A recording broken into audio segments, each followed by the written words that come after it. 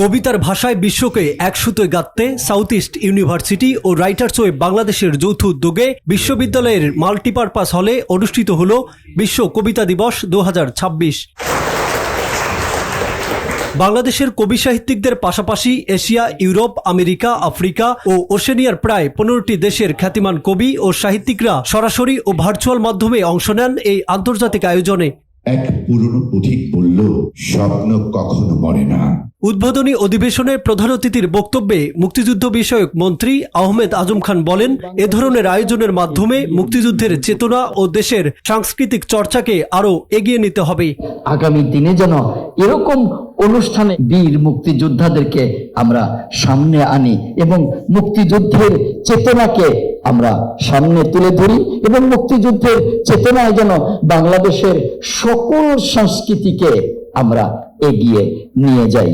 প্রখ্যাত সাহিত্যিক আশরাফ সিদ্দিকীকে উৎসর্গ করা এই আয়োজনে কবিতা পাঠ, সাহিত্য বিষয়ক আলোচনা এবং আন্তর্জাতিক সাহিত্য বিনিময়ের মাধ্যমে তুলে ধরা হয় কবিতার সার্বজনীন আবেদন ও সাংস্কৃতিক সম্প্রীতির বার্তা। আয়োজকদের ভাষ্য, সাহিত্য সংস্কৃতির পরিধি আরও বিস্তৃত করা এবং নতুন প্রজন্মকে শেকড়ের সঙ্গে পরিচয় করিয়ে দেওয়াই এই আয়োজনের মূল উদ্দেশ্য।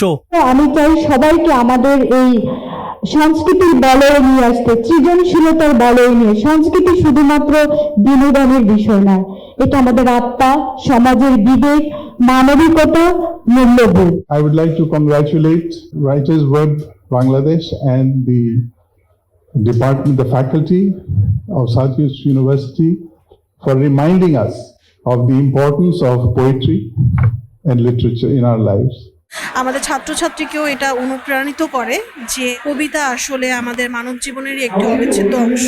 কবিতাকে জীবনে ধারণ করা, এই জায়গাটা যেন তারা অনুপ্রাণিত হয়, সেই জায়গা থেকে আসলে এই উদযাপন।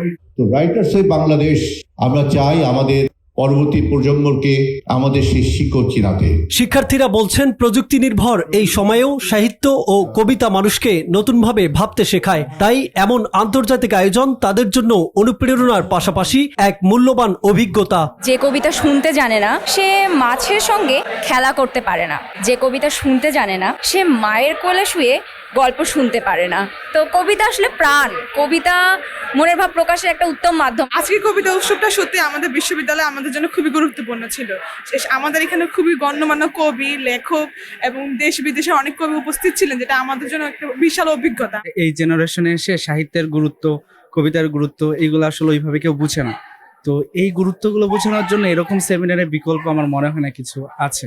কবিতা মানুষের লাইফে অনেক বেশি ইম্পর্টেন্ট একটা পার্ট রাখে, কারণ যারা কবি তাদের জীবনের যে সংস্কৃতিকে তারা কবিতার মাধ্যমে তুলে ধরে। কবিতা হচ্ছে বাঙালির অহংকার এবং অলংকার। ডিজিটাল যুগে আসলে কবিতা হারিয়ে যাচ্ছে। আমাদের সাহিত্যের যে চর্চার জন্য কবিতা সবার আগেই গুরুত্বপূর্ণ।